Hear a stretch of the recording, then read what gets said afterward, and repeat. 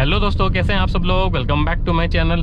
दोस्तों, क्या आप लोगों के मन में भी ये सवाल रहता है कि कॉम्प्रिहेंसिव पॉलिसी और जो जीरो डेप्थ पॉलिसी होती है वो क्या होता है, क्या ये सेम होती है, और अगर नहीं होती तो ये होता क्या है, राइट। तो आप लोगों को मैं इस वीडियो में ये बताने की कोशिश करूंगा कि ये दोनों पॉलिसी का आपस में क्या संबंध है और ये होती क्या है, ठीक है। मैं आप लोगों को एक चीज़ क्लियर कर देता हूँ कि मोटर व्हीकल एक्ट जो है ना हमारा 1988, ये बोलता है कि जब भी आप कोई न्यू व्हीकल परचेज करते हैं ना, तो आप लोगों को एक पॉलिसी है वो परचेज करनी पड़ेगी, मैंडेटरी है, जो कि वो बोलता है कि थर्ड पार्टी पॉलिसी या थर्ड पार्टी इंश्योरेंस पॉलिसी वो आपको मैंडेटरी है लेना। चाहे भले ही आप अपने लिए अपनी गाड़ी के लिए लें या ना लें, इट डजंट मैटर, बट आपको जो है तीसरे बंदे की सेफ्टी के लिए आपका जो है थर्ड पार्टी इंश्योरेंस पॉलिसी वो परचेज करनी पड़ेगी, वो मैंडेटरी है, राइट। तो ये तो बात होगी आपकी नई व्हीकल से रिलेटेड। अब मान लो सपोज करो आप अपने लिए अपनी गाड़ी के लिए कोई व्हीकल पॉलिसी परचेज करते हैं, तो उसमें एक आता है कॉम्प्रिहेंसिव पॉलिसी, उसमें फिर आता है आपका जीरो डेप्थ पॉलिसी, ठीक है। तो ये हम जो है डिस्कस करेंगे। अगर आप लोगों को वीडियो पसंद आती है तो वीडियो को लाइक शेयर, चैनल को सब्सक्राइब आप जरूर कर देना। तो नंबर 1 पे हम डिस्कस करते हैं कि कॉम्प्रिहेंसिव पॉलिसी एक्चुअली में होती क्या है। सिंपल और शॉर्ट मैं आपको बताऊंगा। सपोज करो मैं एक पॉलिसी परचेज करता हूँ, ठीक है। मैं आपको एग्जांपल देके बताने की कोशिश करता हूँ कि शादी में हम सब लोग गए होंगे, तो जब आप कभी विवाह समारोह या शादी में जाते हो तो वहाँ पे आपने देखा होगा बहुत सारा खाने का जो सिस्टम होता है ना, खाने की जो वैरायटीज होती हैं वो लगी होती है, जिसको कि आप लोग बोलते हैं बुफे सिस्टम, ठीक है। तो आपको जो चीज़ पसंद है वो आप अपने हिसाब से आप ले सकते हो, ठीक है। तो किसी को पनीर पसंद है, किसी को दाल पसंद है, किसी को सब्जी पसंद है, वटएवर, ठीक है। तो आपकी जो पसंद है ना उसके हिसाब से हम एक एक जो है आइटम चूज कर लेते हैं, ठीक है। इसी प्रकार से पॉलिसी के अंदर जो कॉम्प्रिहेंसिव पॉलिसी है वो बहुत ही ज्यादा वाइड है, बहुत ही ज्यादा उसमें क्या है आपका आराम से मल्टी वैरायटीज आप इसको बोल सकते हो, ठीक है। अब ये जो मैंने आपको कॉम्प्रिहेंसिव पॉलिसी बताई ना, ये है बहुत बड़ी, लेकिन इसके अंदर दो बेसिक चीजें आपको डेफिनेटली मिलेंगी। वो क्या, एक तो जो मैंने आपको बताया था, तो थर्ड पॉलिसी जो इंश्योरेंस होती है वो आपको मिलेगी, और दूसरा आप इसमें ऑन कार डैमेज जो कवर होता है वो आपको मिलेगा, ठीक है। इसमें आप अलग से बेनिफिट ये ले सकते हो कि जैसे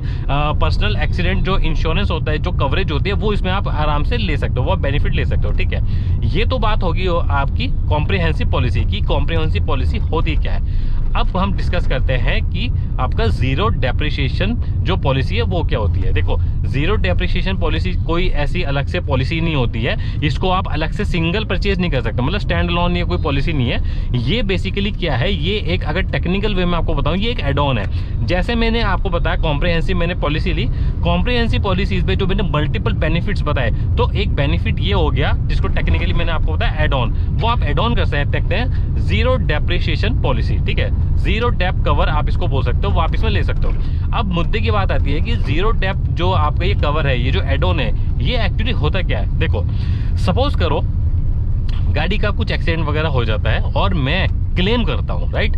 अब क्लेम करने के बाद जो आपको वैल्यू मिलेगी, जो इंश्योरेंस पॉलिसी वाला आपको कवर जो है आपको पैसा जो देगा, जो कंपनी आपको पैसा देगी क्लेम का, अगर आपकी गाड़ी जीरो डेप्रिसिएशन के अंडर कवर है तो आपको पूरा पैसा मिलेगा, ठीक है, कुछ भी आपका उसमें डिडक्शन नहीं होगा। लेकिन अगर आपकी गाड़ी जीरो डेप्रिसिएशन एड ऑन के अंदर कवर नहीं है, तो जो आपका पार्ट्स है, जो गाड़ी है, उस पर क्या होगा, डेप्रिसिएशन लगेगा। डेप्रिसिएशन हम क्या बोलते हैं कि कोई भी गाड़ी या पार्ट होती है जब चलती है ना सड़क पे, तो उसका वेयर और टेयर होता है, वो घिसती है, ठीक है। तो वो उसकी क्या करते हैं, वैल्यू काट देते हैं, और करंट में जो डेप्रिसिएशन के बाद जो वैल्यू निकल के आती है उसका पैसा आपको जो कंपनी इंश्योरेंस पॉलिसी है वो देगी जब आप क्लेम करोगे, राइट।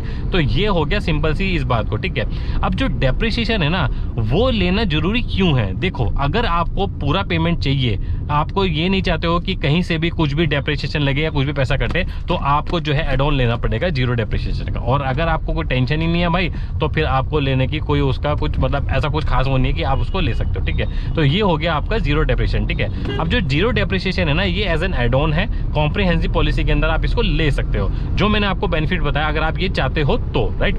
अब देखो, मुद्दे की बात यह है कि जीरो डेप्रिसिएशन चार्ज किसको लेना चाहिए, ठीक है। देखो, इसमें क्या होता है, एड ऑन हमेशा जो भी आप नया बेनिफिट ऐड करते हो ना पॉलिसी के अंदर, उसका कुछ प्रीमियम आपको देना पड़ेगा, जिसकी वजह से आपकी जो पॉलिसी है ना थोड़ी सी महंगी हो जाएगी, ठीक है। अगर आप वो प्रीमियम या वो अब आपका बजट में अगर आ जाता है, आप उसको बेयर कर सकते हो खर्चे को, तो आप ले सकते हो, कोई प्रॉब्लम नहीं है। और दूसरा, ये नई गाड़ी में आप लोगे ना तो बेनिफिशियल है, गाड़ी जितनी पुरानी होती चली जाएगी उसका कोई मतलब नहीं होगा, क्योंकि अगर क्या होगा, वैसे क्या होता है कि जब आप कंसिस्टेंटली इसको लोगे ना तो कंपनी कंपनी आपको ऑफर करेगी। अगर आप शुरू से नहीं ले रहे हो और 3-4-5 साल बाद आप इसको अडॉप्ट करना चाहते हो तो भाई कंपनी क्या करेगी, इंस्पेक्शन कराएगी आपकी गाड़ी का। उसके बाद जो कंडीशन होगी फिर आपको बताया जाएगा कि आप एलिजिबल हो इस बेनिफिट के लिए, जीरो डेप्रिसिएशन के लिए या नहीं है। ठीक है, तो मोटा मोटा मुझे लगता है कि मैंने इसमें कवर कर दिया होगा और आपकी कंफ्यूजन दूर हो गई होगी, राइट।